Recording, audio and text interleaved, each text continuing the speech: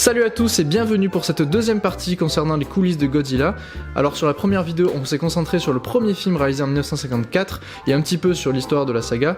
Ici, on va un peu plus s'attarder sur l'opus de Gareth Edwards réalisé en 2014, soit 60 ans après le premier film. Et alors avant cet épisode-là, il s'est écoulé 10 ans sans Godzilla. En effet, le dernier épisode remonte à 2004, Final Wars, et devait être le tout dernier de la saga à l'occasion des 50 ans. Mais bon, on connaît tous la chanson, ce n'est jamais vraiment fini, surtout lorsqu'il s'agit d'une saga importante, culte et lucrative.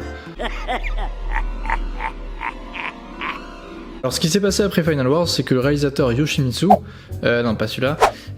Banno, le réalisateur de Godzilla vs Jiroda, sorti en 1971, a obtenu les droits pour la réalisation d'un court-métrage. Cette idée va arriver jusqu'aux oreilles du producteur américain Brian Rogers qui voudra en faire un long-métrage, seulement il faudra attendre jusqu'en 2009 pour que l'équipe ait les fonds nécessaires pour réaliser le film, après s'être rapproché du studio Legendary Pictures. Et alors aux commandes, un petit jeune du nom de Gareth Edwards. Gareth Edwards qui avait fait ses preuves sur un petit film, Monsters, qui est excellent, a fait avec 3 bouts de ficelle, et au final où il officie un petit peu à tous les postes.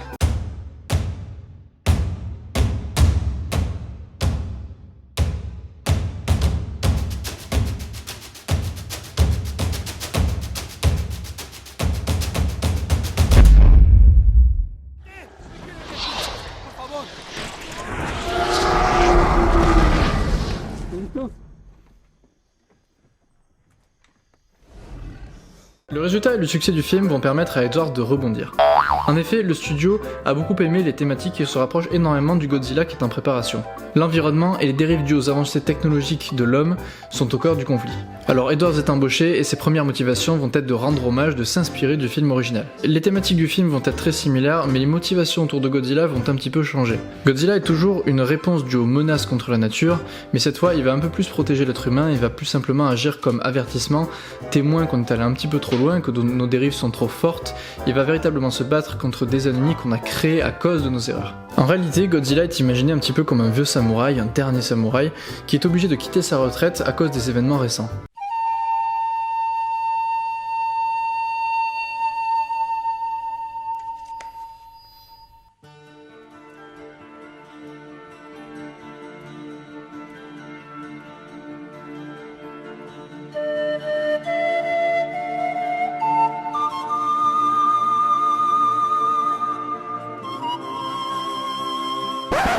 Ce qui n'est pas encore une fois sans rappeler le cinéma de Kurosawa, un peu comme pour le premier film. Je vous invite d'ailleurs à revoir ou voir, si vous ne l'avez pas vu, la première partie de ces coulisses concernées à Godzilla, dans lesquelles je détaille un petit peu plus ses références. Edwards va subir sur ce film une énorme pression des fans, qui attendent le film depuis 10 ans, qui connaissent tout sur la saga, mais il ne cédera pas, il va vouloir aller au bout de ses idées, le studio ayant d'ailleurs très confiance en son réalisateur. C'est d'ailleurs cette persévérance qui lui a permis, quelques années plus tard, de réaliser le seul Star Wars de l'ère Disney unanimement apprécié.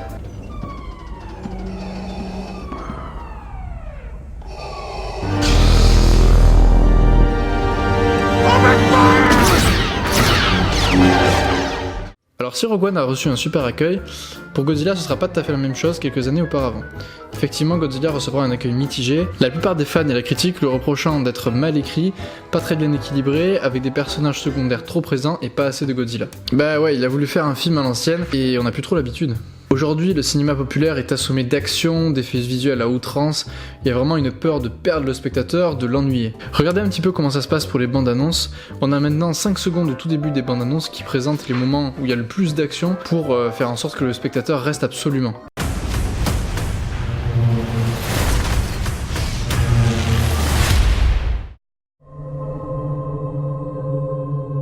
Eh bien c'est un petit peu pareil au cinéma aujourd'hui où on va avoir un rythme souvent un peu effréné avec beaucoup d'effets, tout est fait pour que le spectateur ne perde jamais le rythme. Et très souvent ça va nuire au film qui ne s'y prête pas forcément. Et alors du coup Gareth Edwards sur ce film là va vouloir aller un petit peu à contresens et se rapprocher un petit peu des films faits à l'ancienne. Il va partir sur une toute autre voie, celle de faire patienter le spectateur pour mieux impressionner, à l'image des grands films de monstres de l'époque comme par exemple Les Dents de la Mer, Alien, The Thing ou Jurassic Park qui savaient entretenir le rythme et malmener ses spectateurs pour garantir le frissonnement. Alors à l'image du tyrannosaure qui va arriver que très tard dans le film Jurassic Park, Gareth Edwards va choisir dans Godzilla de faire intervenir la créature qu'au bout de 1 heure de film.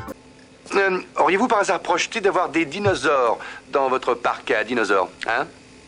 C'est vraiment un long métrage qui veut rendre hommage à ces grands films de monstres. Le design de Godzilla va d'ailleurs reprendre un petit peu tous les designs qui ont été faits depuis le premier film en les mixant et en faisant la créature qui apparaît donc dans ce film de 2014, en y ajoutant d'ailleurs des cicatrices pour y ajouter la notion de traumatisme d'après-guerre, un petit peu comme dans le premier film. Et le design des Mutos, les véritables ennemis de Godzilla dans le film, seront un mélange entre Alien et Starship Trooper.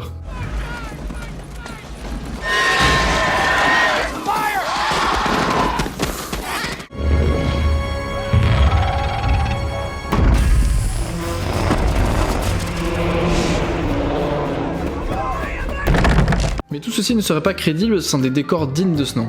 Beaucoup de maquettes ont été faites et beaucoup de décors ont été construits pour ajouter du réalisme, à l'image du gouffre que l'on voit à la fin du film dans Chinatown, ou alors le Golden Gate dont une partie a été reconstruite, une partie de 120 mètres a été reconstruite pour le besoin du film.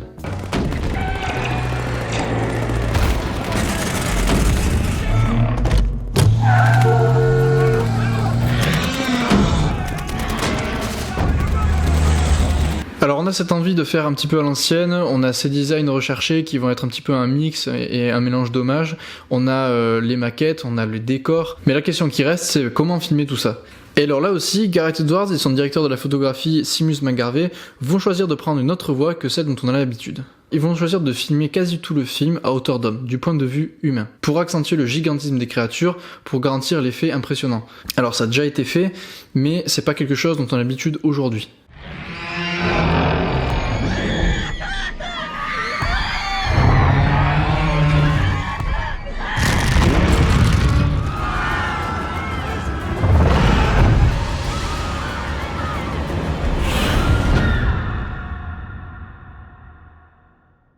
Et c'est un parti pris risqué puisqu'effectivement ça va signifier un petit peu moins d'action, moins de présence de créatures à l'écran, mais de notre côté peut-être un aspect plus impressionnant dû par le fait que l'on fait travailler un petit peu plus l'imagination. Il est intéressant aussi de comparer le format du film. Godzilla a été tourné dans un format anamorphique, plus précisément en 2.35.1, ce qui va donner un format plutôt large avec proportionnellement moins de hauteur. Alors voyons.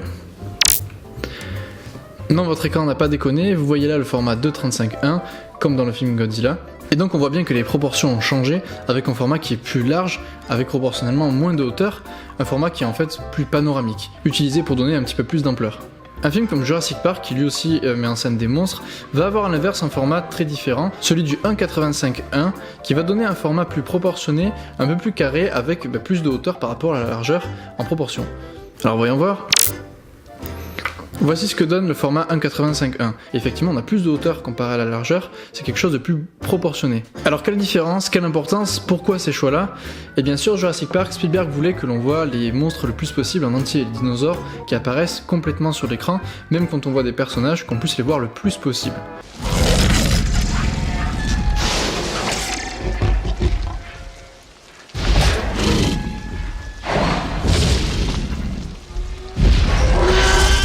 A l'inverse, Gareth Edwards, lui, voulait profiter du fait qu'il y ait un peu moins de hauteur, mais un format plus panoramique, pour donner de l'ampleur, mais en même temps, voir moins les monstres, voir les monstres le moins possible, juste par morceaux, un bout de corps, un bout de bras, une patte, pour qu'on puisse imaginer le reste, et que ça soit plus impressionnant en faisant appel à l'imagination.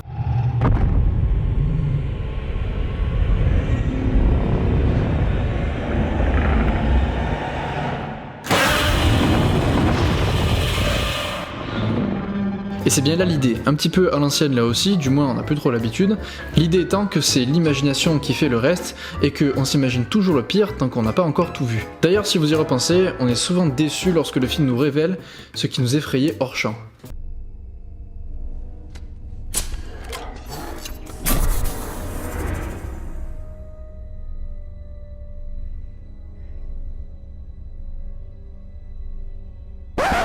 Mais un autre gros point fort du film, c'est tout le travail sur le montage et le mixage sonore. Un vrai plaisir tant le travail a été détaillé, tant sur l'environnement que sur la création des cris et l'assemblage de l'ensemble. Le cri de Godzilla dans ce film, et je l'expliquais dans la première vidéo, est repris du cri original du premier film. Ce cri qui a d'ailleurs été le cri de Godzilla pendant toute la saga. Dans celui-ci, il a été repris et modernisé pour le transformer un petit peu et le rendre plus percutant. Tout ceci est accompagné d'une partition parfaitement adéquate du français Alexandre Desplat. Mais ce qu'il faut savoir, c'est qu'à la base, c'est Gareth Edwards lui-même qui a commencé à écrire la musique du film. Et finalement, elle servira de guide de base à Alexandre Desplat pour la composition globale du film.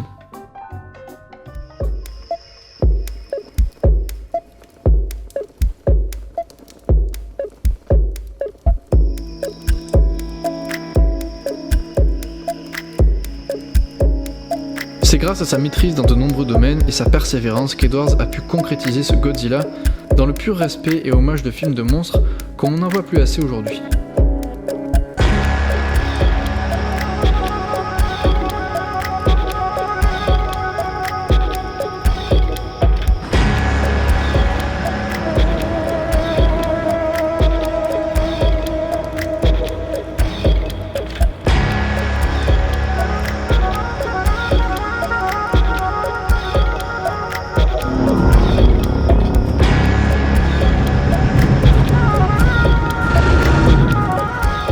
Malgré les retours mitigés, le film est un succès et permet la réalisation de la suite, Godzilla King of the Monsters, sortie au cinéma cette année.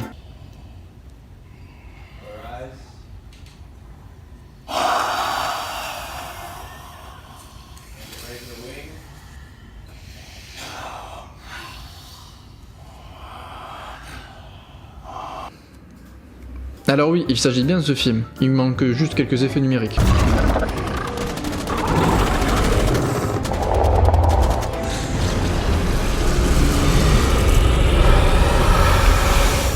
Et on voit d'ailleurs bien la réponse du studio par rapport aux fans dans ce film. On a un film qui est à l'opposé, c'est-à-dire blindé d'action, blindé d'effets visuels, complètement construit sur les standards actuels et jouant à fond sur la nostalgie. Bref, tout pour jouer la sécurité et plaire un maximum au public et notamment aux fans. Voilà, merci de m'avoir suivi, n'hésitez pas à mettre un pouce bleu si vous avez aimé et surtout de vous abonner pour soutenir la chaîne. Allez, à bientôt!